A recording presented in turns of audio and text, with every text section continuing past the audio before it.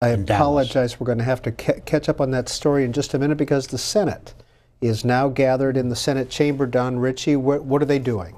Yes, well, actually, they have just had their traditional State of the Union dinner. The Secretary of the Senate throws a dinner every year, and on the menu always is a chicken pie, which Jim Ketchum, who used to be the curator at the White House and was then curator at the Senate, used to cater for the Secretary of the Senate and put this on. And although he's long retired, the senators want those chicken pies at their dinner. It's a very nice occasion which senators and their spouses come together, and then they all come into the Senate chamber, and they will then form a procession led by the Vice President and the President pro tempore, the Sergeant at Arms, the Secretary of the Senate, and they will then march in procession 2 by 2 through the Capitol, which is about 2 football fields length. It's a long walk through the Capitol. Through the rotunda, through Stat Hall, and the media, so we'll catch them as they go through there again. Exactly. Who decides who sits next to who?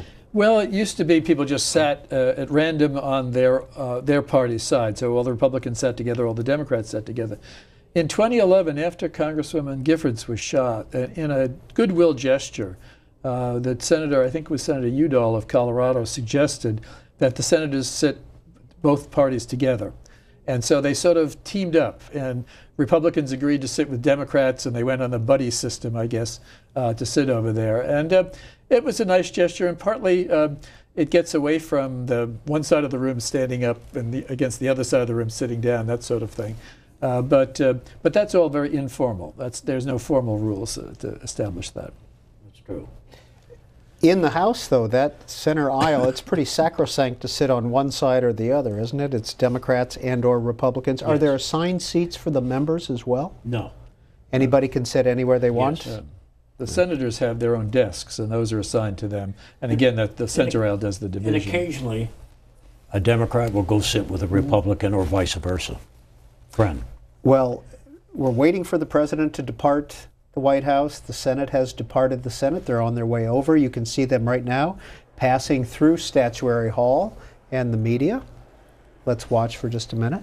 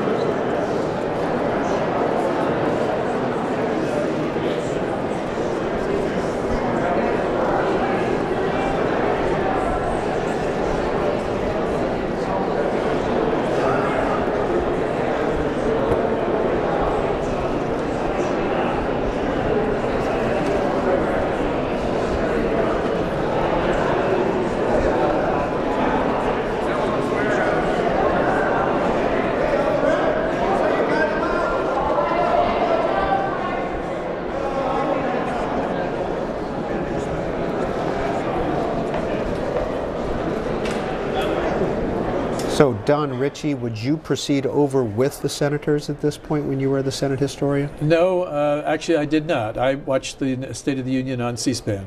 It's much more comfortable that way. But I've gone to ceremonies with the senators. The staff usually are at the back of the line, so you'll see the parliamentarian and the other clerks at the desk. But in general, the room is pretty packed, and so I did not join in. And Bill Livingood, you're still down at the desk or at the door waiting for the president to arrive, and we're waiting for the president to leave as well. I think he'll be leaving here shortly. But for more news about tonight's speech, Greta. Well, we're watching to see how lawmakers are preparing for tonight's speech, those gathering early, as all of you have been talking about. Here's a tweet from Jared Huffman, a congressman who tweeted out, "You never know who you'll meet at the State of the Union speech, and holy cow, do we need POTUS to listen to science."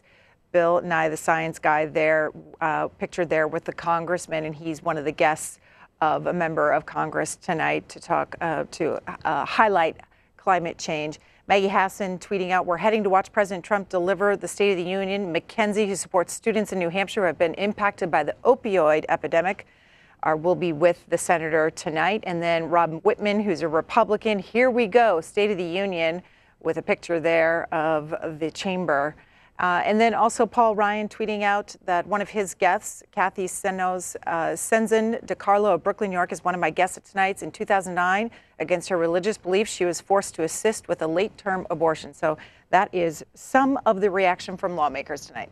You can see that Vice President Mike Pence has arrived. Don Ritchie, what time does he get to the Capitol on a night like this? Oh, it's he gets there for the dinner? Probably is there for the dinner. Would socialize with the senators. Basically, his role starts once that procession begins across the chambers. Here we go. Here come the senators down that center aisle, Bill Livingood. What are they doing? Walk us through what's happening right now. Oh, they're walking into the shaking hands with some of the members that are in there, and they're looking for where they're going to sit. And the staff from the Senate Sergeant at Arms office is helping them find the seats where they want to be. And this is where all this planning is now starting to come. It's just unbelievable how much work that, like Ted Daniels from the Sergeant at Arms office does with the Senate Sergeant at Arms. It's very, very detailed. And they make sure, the two of them make sure everything goes smoothly. Two Sergeant at Arms. I think we ought to mention here, by the way, we're watching this on television, and that's one of the things about the State of the Union is that the audience has grown for it over time. Originally, it was only the people who could fit into the gallery, and that was it. And then how many people can fit in there? Several thousand in the House gallery, maybe 2,000 or so. So that was the universe. In 1923, when Calvin Coolidge gave his State of the Union message, radio covered it. By 1947, when Harry Truman gave his, television was doing it. In the 1990s, when Bill Clinton was doing it, it was going out on the World Wide Web and being streamed. And so the audience is now international audience. And of course, millions of citizens are watching this event.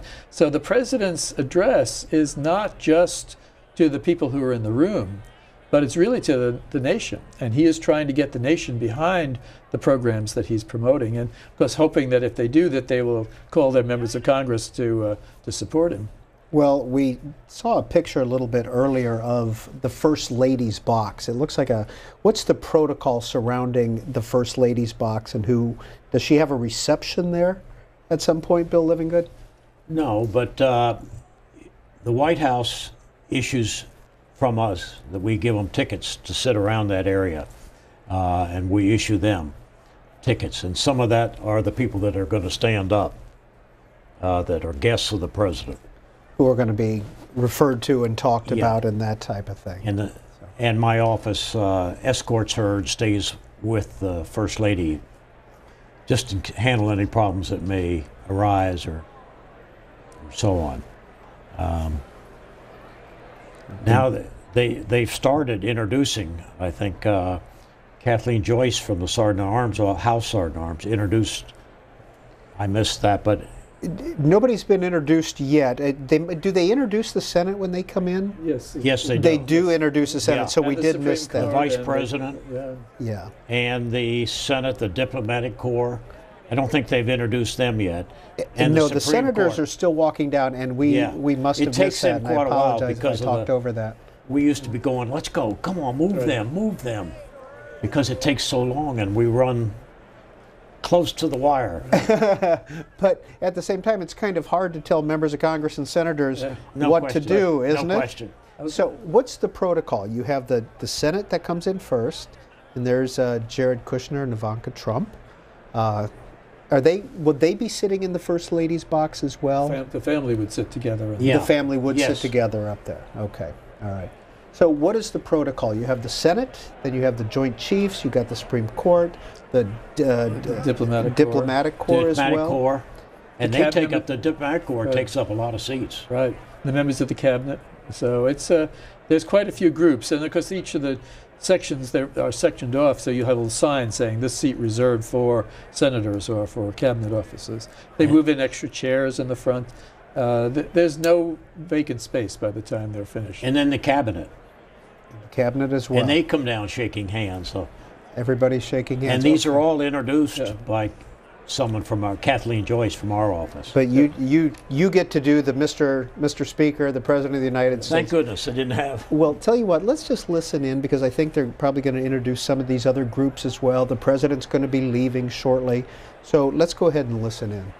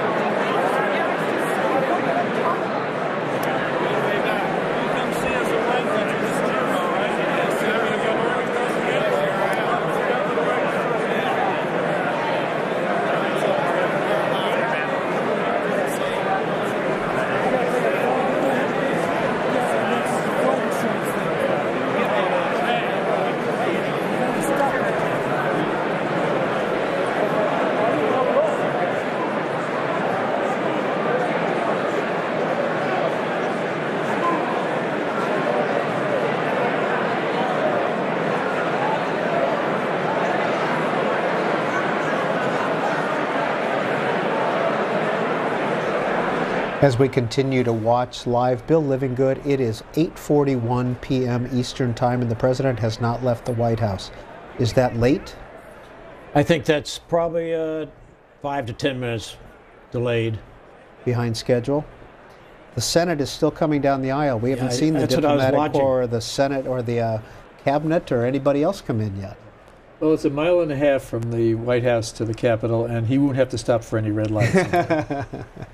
Will they get everybody seated by 9 o'clock, do you think? It's a little difficult. The leadership of the Senate always refers to their job as herding cats, and I think that's probably true at these events as well. The Speaker can always gavel and say, members and senators, please take your seats. Will they listen to that? Yes, but he has to gavel quite a bit sometimes. Yeah. Okay, all right. There seems to be some protesters along the path here right outside. I think that's down at Independence and 3rd Avenue here in Washington. Outside the building? Well, along the motorcade. Yeah. So I think they'll be... Is that typical? Well, this is an event that's